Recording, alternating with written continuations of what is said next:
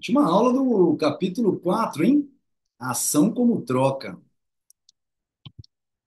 Como sempre, vamos compartilhar o PDF, conforme combinado.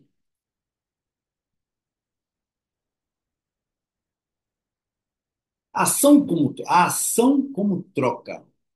Qualquer ação é uma tentativa para substituir uma situação menos satisfatória por outra mais satisfatória. Você vê que Mises começa sempre os itens já reforçando aquilo que tem que ficar gravado na nossa cabeça. Denominamos troca a uma alteração voluntariamente provocada. Uma condição menos desejável é trocada por outra mais desejada. Sai grifando aqui tudo. Abandonamos o que nos satisfaz menos para obter algo que nos agrada mais. Por que ele está colocando essas notas, hein? Será que eu... Aquilo que se abandona, chamamos, o... chamamos de preço pago para atingir o objetivo desejado. Opa! Aquilo que se abandona para se ter o que se quer, chamamos de preço pago para atingir o objetivo desejado. Ao valor do preço pago, chamamos de custo. Ao valor do preço pago, chamamos de custo. Quanto custa é o valor pago, é o preço pago por aquilo que nós valoramos mais do que o dinheiro entregue. Sacou? O custo é igual ao valor atribuído para a satisfação de que nos privamos, a fim de obter o objetivo pretendido. Sair para comprar o livro Ação Humana, está lá na prateleira, R$ 100. O custo de R$ 100 é igual ao valor atribuído, sabe a quem? Não ao livro, mas aos R$ 100 que eu tiro da carteira para ter a satisfação de ter os R$ 100 na carteira. É a satisfação que eu me privo. Não tenho mais os R$ 100 na carteira. A satisfação de ter os R$ 100 na carteira, me privo dele e pago, a fim de obter o livro. A diferença entre valor do preço pago, a diferença entre o valor do preço pago, ou seja, os custos incorridos, e o valor da meta alcançada é chamada de ganho ou lucro ou renda líquida. A diferença entre o valor do preço pago.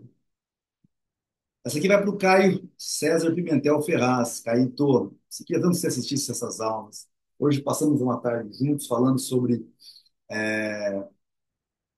o, o, o valor subjetivo do lucro. Parecia que estava até prevendo o que eu ia ler agora. Falei por uma outra questão de risco lá para frente. Mas aqui, a diferença entre o valor do preço pago, entre os R$ 100 que eu dei para o livro, e o valor da meta alcançada, que é levar o livro para casa, mesmo que eu esteja comprando, é chamada de ganho, ou lucro, ou renda líquida. É essa satisfação qualitativa. Neste sentido elementar, o lucro tem um caráter meramente subjetivo. É um incremento de satisfação. Ah, você tem que mudar, eu tenho que deixar essa aula aberta. É um incremento de satisfação do agente homem. É um fenômeno psíquico que não pode ser medido nem pesado. A remoção de um desconforto pode ser maior ou menor, mas o quanto uma satisfação supera a outra é algo que só pode ser sentido, não pode ser estabelecido ou determinado de uma maneira objetiva. Um julgamento de valor não mede, apenas ordena segundo uma escala, ou seja, gradua. Expressa uma ordem de preferência e sequência, mas não significa uma medida de peso.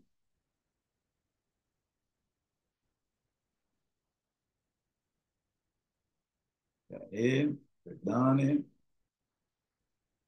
Somente os números ordinais podem ser aplicados quando se trata de valor, e não os números cardinais, somente ordem, não um mais um, não os números da álgebra. Não faz sentido falar de cálculo de valores. O cálculo só é possível quando lidamos com números cardinais. A diferença de valor entre duas situações é inteiramente psíquica e pessoal. Não se pode projetá-la no mundo exterior. Só o indivíduo pode senti-la e nem mesmo ele pode transmiti-la a outra pessoa. É uma grandeza de intensidade e não de quantidade. A fisiologia e a psicologia desenvolveram vários métodos, por meio dos quais pretendem ter conseguido um substituto para a impossível quantificação, ou seja, grandezas de intensidade. A economia não tem por que analisar conceitos tão questionáveis. Até mesmo os seus defensores se dão conta de que tais conceitos não são aplicáveis a julgamentos de valor. E mesmo que fossem, ainda assim não teriam interesse no exame de problemas econômicos, porque a economia lida com a ação em si e não com os fatos psíquicos que podem resultar em determinadas ações. Ocorre que, frequentemente, uma ação não consegue atingir o objetivo desejado. Às vezes, embora o resultado seja inferior ao pretendido, ainda assim constitui uma melhoria em relação à situação anterior. Neste caso, ainda existe um ganho, embora menor do que o esperado. Mas também pode ocorrer que a ação acarrete um estado de coisas menos desejável que essa situação anterior que se desejava modificar. Neste caso, a diferença entre o resultado obtido e o custo incorrido é o que denominamos de prejuízo. Prejuízo e lucro são subjetivos. É duro, né? É duro, mas é isso. Mises, e nós não vamos parar por aqui, não. Nas teses austríacas, nós vamos provar muitas vezes, e de forma que pessoas mais positivistas, mais cardinais, vão começar a entender de forma muito mais concisa, concisa não, mas de muito mais, de forma muito menos questionável, querendo dizer questionável no sentido, tá, mas isso daí pode ser um ganho psíquico, mas eu quero saber, nosso curso está só começando e isso vai mudar a vida de vocês. Espero que mais e mais pessoas se inscrevam